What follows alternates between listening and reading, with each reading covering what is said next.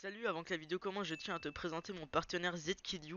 Zkidu est un hébergeur qui propose différents produits, dont des serveurs de jeux Garry's Mod, Minecraft, 5M, CSGO, Rust, Arma 3, Ark et Onset, ainsi que des hébergeurs cloud, dont des hébergeurs de bots Discord, Web, Sinusbot et TeamSpeak, mais également des VPS, Ryzen et Xeon. Le rapport qualité-prix est vraiment au top, je vous recommande absolument cet hébergeur, le support est vraiment agréable et très rapide. Je vous laisse découvrir ceci grâce au lien dans la description et n'oubliez pas que vous pouvez bénéficier d'une réduction de moins 10% grâce à mon code promo Shibas10. Bonne vidéo. Alors aujourd'hui on va voir comment modifier le DarkRP Modification Master, comment le configurer surtout, apprendre à créer des jobs, apprendre à vraiment configurer son serveur en entier grâce à ça. Donc je vais vous inviter tout de suite à ouvrir FileZilla, dans lequel vous allez vous diriger dans Add-on, dans DarkRP Modification, dans l'UA, dans le config, et on va directement commencer dans le settings.lua. Alors, dans le settings, je vais vous montrer ça tout de suite. Parfait. Voilà, alors dans le settings, premièrement, je vais un peu passer les choses inutiles en quelque sorte. Je vais plutôt m'attarder aux choses essentielles et vous expliquer un peu à quoi ça sert et comment le configurer tout simplement. Donc déjà vous avez la possibilité de soit set en true ou en false. Donc en fait true en gros c'est le fait c'est d'activer, donc ça veut dire vrai, et false c'est faux. Donc pour activer en l'occurrence vous mettez true et pour désactiver vous mettez false. Donc là voilà, par exemple ici on a allow job switch. Vous pouvez lire ici en anglais, vous pouvez traduire. Ça, vous avez à chaque fois. Vous avez l'explication du terme juste au-dessus que vous pouvez traduire par exemple si vous ne connaissez pas très bien l'anglais. Donc voilà, le Allow RP Name en fait ça va permettre aux joueurs de définir leur nom roleplay à l'aide de la commande /rpname. Donc moi ce que je vous invite à faire, si vous avez un add-on qui sert déjà à créer un personnage, donc il en existe pas mal sur Gmod Store par exemple ou sur MTX, donc vous avez le choix du coup d'avoir cet add-on qui crée votre personnage. Et en fait laissez bien activer sur True cette ligne si vous avez un add-on qui crée un personnage.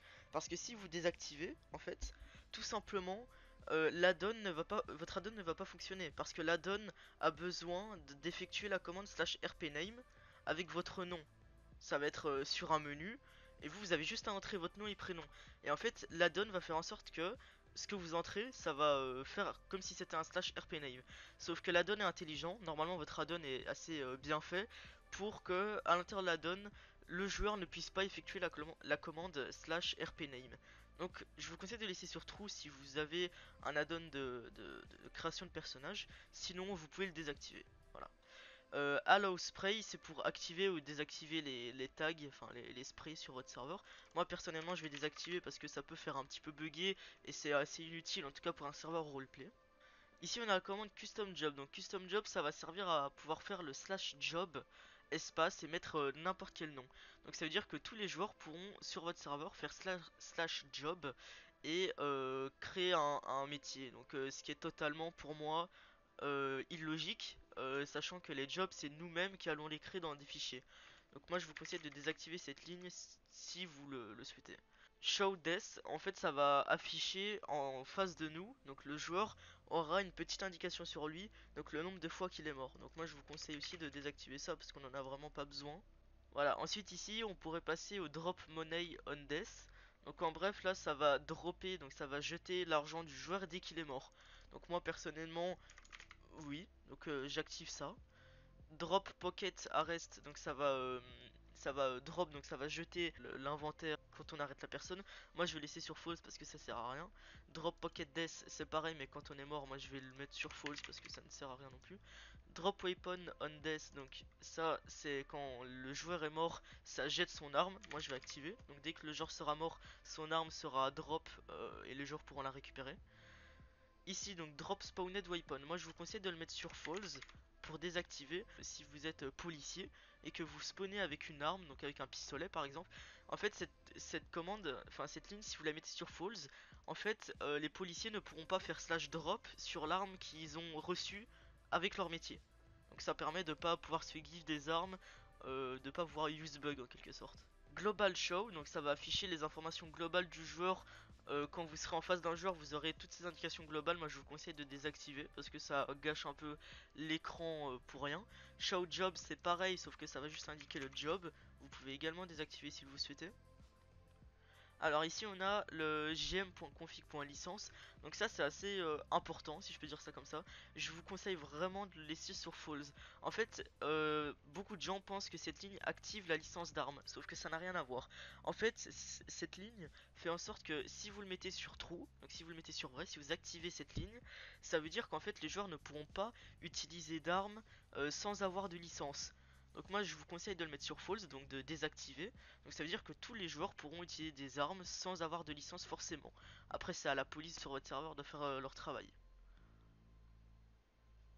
Voilà, ensuite vous avez lockdown, c'est pour activer ou désactiver les couvre-feux. Donc moi je vous conseille de laisser activer, après vous pouvez avoir un add-on qui gère ça. Show name, vous pouvez désactiver, ça va afficher le nom du joueur en face de vous. Pareil pour sa vie, vous pouvez désactiver. Voilà, donc ici on a no respawn. Donc en fait, si vous mettez sur vrai, quand vous allez changer de métier, vous n'allez pas respawn, vous allez rester sur place. Si vous mettez sur faux, ça va faire en sorte que vous allez spawn à un endroit précis avec votre nouveau métier. Donc ça, pour tout ce qui est les spawns des métiers, je vous montrerai aussi plus tard comment faire. Voilà, alors on va passer dans une autre partie sur le settings.lua. Donc là en fait ça va être simple, donc tout est écrit vraiment au-dessus des lignes.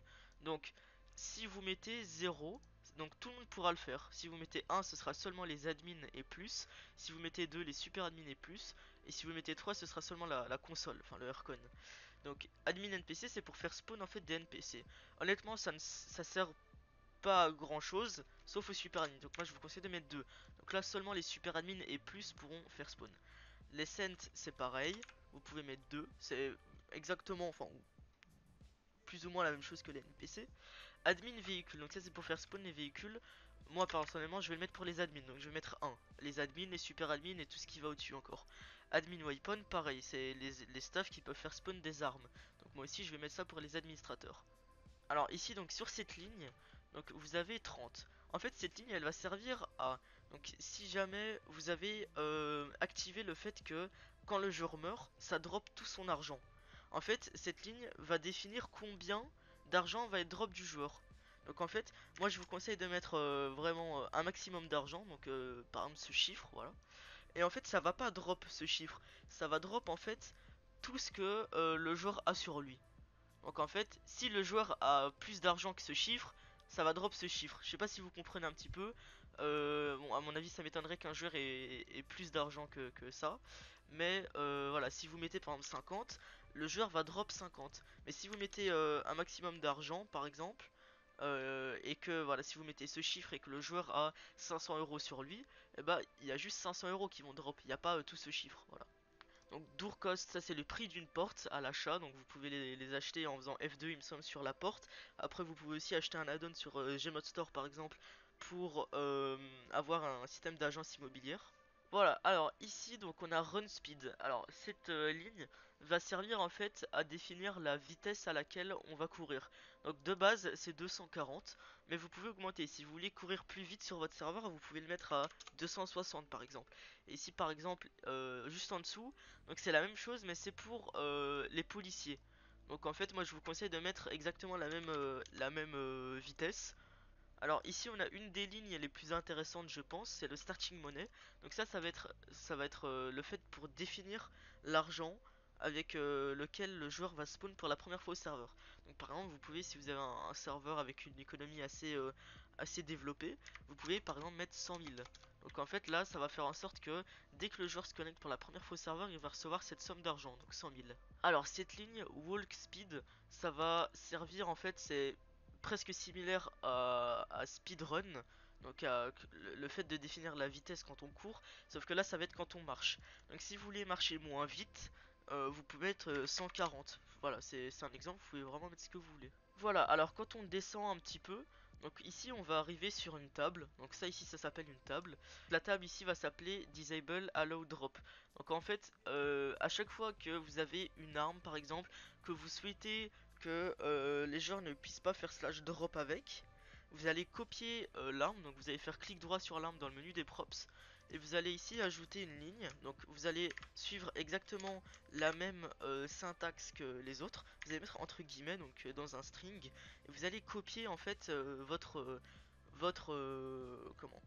arme.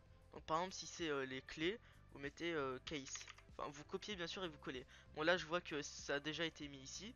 Mais voilà, par exemple si vous souhaitez que les joueurs puissent par exemple ne pas, enfin drop par exemple la clé, vous supprimez la ligne. Donc là les joueurs pourront drop la clé. Donc si voilà, si vous voulez qu'ils ne drop pas, donc vous continuez la syntaxe et vous mettez true, hop, avec la virgule, on n'oublie pas. Si là vous voyez une virgule au dernier, vous mettez ici une virgule, voilà. Donc une fois que c'est fait, ici vous avez juste en dessous default weapon. Donc en fait ces armes, là vous allez configurer donc les armes avec lesquelles le joueur, donc tous les joueurs de base, donc le citoyen, va spawn. Donc par exemple si vous voulez enlever, je sais pas moi, c'est tout bête mais la caméra, vous pouvez hop supprimer cette ligne. Si vous voulez enlever le pocket parce que vous avez un add-on d'inventaire, vous supprimez la ligne. Si vous voulez ajouter, je sais pas moi, une arme, vous mettez pardon entre string, donc entre guillemets, vous copiez l'arme, vous la collez. Donc là je vais mettre totalement au hasard parce que là c'est sûrement, enfin là, je suis en train de noter n'importe quoi, mais vous mettez, je sais pas moi, M4A1 et voilà. Et donc là le joueur va spawn avec une M4A1, avec une arme. Voilà, vous n'êtes pas obligé de mettre tout ça, voilà, vous pouvez laisser comme ça. Alors ici on arrive dans quelque chose de plus intéressant. Donc ici on a les lois par défaut. Donc moi ce que je vous conseille, donc quand vous avez un add-on de loi par exemple, en fait vous aurez ces trois lois pardon, qui seront mis automatiquement. Donc si vous voulez les enlever, hop, vous les supprimez tout simplement. Et si vous voulez en ajouter par défaut, simplement vous mettez entre guillemets, vous mettez bien une virgule et vous mettez par exemple serveur name par exemple. Enfin vous mettez ce que vous voulez et cette loi sera automatiquement mise sur le tableau. Même si le maire mettra ses propres lois, il y aura toujours votre loi. Voilà. Ici donc ça c'est les admin weapons, donc ça va être les armes des admins qu'ils auront automatiquement. Donc vous pouvez ajouter des choses, par exemple si vous avez l'addon Blogs, donc Billy's Logs, vous avez un outil qui permet de pointer sur le joueur et de voir tous ses logs. Donc ça vous pouvez le copier et vous pouvez ajouter une ligne, hop vous pouvez le coller et rajouter une virgule. Comme ça bah, ça va tout simplement ajouter l'arme à tous les admins. Donc cette ligne en fait AFK delay va servir à définir le temps avant que le joueur soit mis AFK, donc quand il bouge plus. Donc c'est en secondes, donc par exemple si vous mettez 2 minutes, donc 120 secondes, donc si le joueur ne bouge pas pendant 2 minutes il sera mis AFK. Voilà, vous pouvez désactiver, je vous montrerai comment désactiver. Et alors très important, c'est une des lignes les plus importantes j'ai envie de dire, c'est au niveau de l'hunger speed. Donc l'hunger speed c'est la vitesse à laquelle la nourriture va descendre. Donc ils mettent tout le temps 2 par défaut, mais moi ce que je vous recommande absolument c'est mettre par exemple 0.2 ou 0.3. Donc en fait là la nourriture va descendre beaucoup moins vite. Mais sachez que même avec 2.5 la nourriture descend assez vite. Donc je vous laisse imaginer avec 2 la nourriture vous crevez de faim mais très très vite. Donc je vous conseille de mettre par exemple voilà 0.2, je trouve ça pas mal. Une fois que tout est fait, vous faites CTRL S pour enregistrer. Donc vous avez une petite boule qui vous met que ça n'a pas été enregistré. Donc là j'ai bien enregistré, donc la petite boule a disparu. Vous pouvez fermer, vous mettez oui. Et hop, on va aller configurer le disable default. Donc ça aussi c'est un fichier assez important. Donc je vais vous expliquer pourquoi. Donc voilà, ici vous avez tous les modules, vous aurez les jobs, les entités de base. Donc ici ça va être pour les désactiver. Donc je vais un peu vous montrer parce que ce fichier il est un peu différent des autres par rapport à true et false. Donc en fait à chaque table, donc ça encore une fois ça c'est une table, donc il écrit disabled default module. Donc en fait là, si vous mettez true, donc ça va disable le module, donc ça va le désactiver. Donc si vous mettez true, ça va le désactiver. C'est la première fois qu'ils ont inversé, donc faites attention. Donc si vous voulez activer un module, vous mettez false. Donc si vous voulez désactiver le fait que le joueur soit AFK, vous mettez false par exemple. Hop, voici. Si vous voulez enlever le son du chat, quand il y a par exemple des petites commandes que vous pouvez faire sur Gmod et ça fait un petit son, vous pouvez le mettre sur true pour désactiver. Voilà, si vous voulez enlever le menu F1 qui gêne, vous pouvez mettre true. Si vous voulez enlever le menu F4 de base, vous mettez true. Si vous voulez enlever voilà, le HUD, vous mettez true. Le hit menu true. L'hunger mode, donc moi je vous conseille de le mettre sur false si vous êtes en serveur roleplay ou même pas, hein, mais c'est juste pour activer la nourriture. Donc ça va, si vous mettez false, ça va activer la nourriture. Donc voilà, FAdmin, animation, c'est quand vous appuyez sur la touche R en jeu, il y a un petit menu avec des animations que vous pouvez faire. Moi par exemple, si je veux le désactiver, je mets trou. Chat indicator, ça c'est la grosse bulle. Quand vous écrivez dans le chat, il y a une grosse bulle qui apparaît au-dessus de vous. Pour la désactiver, vous mettez trou. Voilà, tout simplement. Et pareil ici, donc pour les jobs, pour désactiver les jobs de base, moi je vous conseille de tous les désactiver, les jobs de base. Donc vous double-cliquez sur le trou, vous faites CTRL-C, et là à chaque fois vous double-cliquez sur les falls. Donc là vous double-cliquez, vous faites CTRL-V. Et voilà, vous faites ça assez rapidement. Vous allez voir que ça va être vraiment rapide. Hop, voilà. Pareil pour les armes, donc ça c'est les armes de base qu'il y aura dans le F4. Donc vous pouvez tous les désactiver. Et encore une fois, je vous montrerai dans les prochains tutos comment installer des armes personnalisées à votre serveur. Enfin, des armes qui sont déjà sur le jeu. Dans entité, vous pouvez aussi désactiver les entités. Vous n'êtes pas obligé encore une fois, hein. Si par exemple ici le type jar, en gros c'est par exemple si vous avez un métier SDF et que vous voulez créer une cagnotte, enfin vous pouvez acheter une entité dans laquelle vous pourrez donner de l'argent à la personne. Vous mettez false, donc ça veut dire que l'entité apparaîtra dans le F4 et les joueurs pourront l'acheter. Si vous voulez pas que cette entité apparaisse dans le F4, vous mettez true. Voilà. Pareil pour la nourriture c'est assez inutile de laisser ça sur false. Sachant que vous pouvez acheter des add-ons de nourriture dans lesquels il y a directement le nécessaire. Donc là voilà, vous pouvez désactiver toutes les nourritures de base. Pareil pour les groupes des portes par défaut. Pareil pour les munitions. Encore une fois, voilà, ça je vous laisse tout faire par vous-même. Les agendas, donc dans l'agenda vous aurez directement ça. Moi, hop, j'ai fait une petite faute. Moi ici je désactive les deux choses par défaut dans l'agenda. Et oubliez surtout pas de ne pas supprimer les virgules avec. Voilà. Donc pareil, ici des modes groupe, ça c'est les groupes par défaut que vous pouvez virer. Et voilà, ça vous ne touchez pas. À la dernière table ici, vous ne touchez pas. Et vous enregistrez bien, vous voyez là, il y a la petite boule, comme quoi ça n'a pas été enregistré. Vous faites CTRL S, et hop, c'est enregistré. Vous pouvez fermer, vous mettez OK. Et là, on va pouvoir redémarrer le serveur. Alors voilà, donc là, alors disons que cette erreur, c'est tout à fait normal. Donc ici, on voit une erreur. Donc je vais aussi vous montrer comment lire une erreur. Donc là, il est écrit erreur, tout simplement. Donc là, vous avez le nom de l'erreur. Et là, tout simplement, c'est de l'anglais. Donc là, qu'est-ce qu'il est écrit? Donc là, vous avez le chemin d'accès. Donc c'est dans l'UA DarkRP Customizing Job.ua. Et à la ligne -1, bon, il y a un petit bug. Et là, qu'est-ce qu'ils disent? Donc, gameMode.defaultTeam is not set. Donc, en bref, là, ce qu'ils sont en train de me dire, c'est que le job par défaut n'existe pas. Donc, en fait, tout simplement parce que dans le disable default, je l'ai supprimé. Donc, ça veut dire que j'ai désactivé le citizen, qui est le métier par défaut, qui est juste là, citizen. Donc, pour le réactiver, vous mettez false. Et en fait, si vous voulez mettre un métier citoyen ou paysan ou tout ce que vous voulez par défaut, ça je vais vous apprendre dans le prochain tuto comment créer un job et ça comment le mettre aussi par défaut.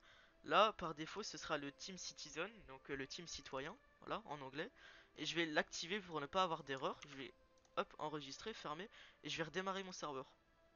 Alors voilà, donc là j'ai bien vérifié, il n'y a plus aucune erreur. Donc il est même écrit ZKidu, le serveur est on. Il n'y a plus aucune erreur. Donc voilà, parfait, on va pouvoir se connecter tout de suite. Voilà, donc une fois sur le serveur, donc vous pouvez bien voir que j'ai désactivé le HUD de base qui apparaît en bas à gauche. Donc ça c'est normal qu'il y ait encore quelques petits trucs, ça n'a rien à voir avec le HUD de base, c'est simplement des éléments qui sont inscrits de base sur Garry's Mod. Donc ça n'a rien à voir avec le Dark RP. Au niveau du F4, donc là j'appuie sur F4 et je l'ai désactivé. Bon, malheureusement, j'ai été un peu bête sachant que j'ai désactivé tous les jobs et les entités. J'aurais bien voulu vous montrer dans le F4, mais vu que je l'ai désactivé, je peux pas vraiment vous montrer. Mais sachez que ça fonctionne, vous pouvez essayer par vous-même, il n'y a pas de problème. Donc, j'ai également retiré la caméra. Donc, on ne voit plus la caméra dans mes armes par défaut, comme on avait fait. Et voilà, bah écoutez, j'espère que cette vidéo vous aura plu. N'hésitez pas si vous avez besoin d'aide à rejoindre mon Discord qui est en description ou simplement de poser vos questions en commentaire, de liker la vidéo et de vous abonner. Merci beaucoup d'avoir regardé cette vidéo, moi je vous dis à bientôt.